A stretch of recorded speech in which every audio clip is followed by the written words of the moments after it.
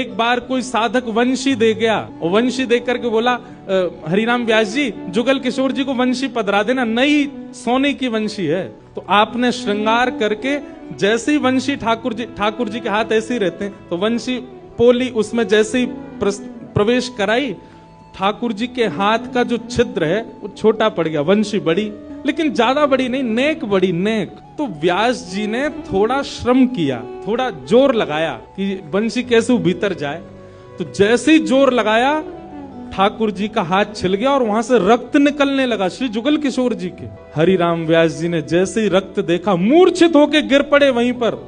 पुत्र को सेवा दे दी, पहला दिन था दंड का।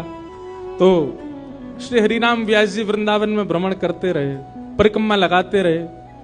परिक्रमा करके रात्रि में जैसे ही लौट करके आए, तो शयन का दर्शन करने जब गए, तो शयन के दर्शन में आपने क्या देखा कि जुगल किशोर जी ने स्वर्ण की वंशी धारण कर रखी, वही वंशी जो सुबह वो पधराना चाह रहे थे। उन्होंने अपने पुत्र को बुलाया, पुत्र को बुला के बोले, ये वंशी सुबह ठाकुर जी के हाथ में नहीं आ रही थी, अभी कैसे धारण हो गई?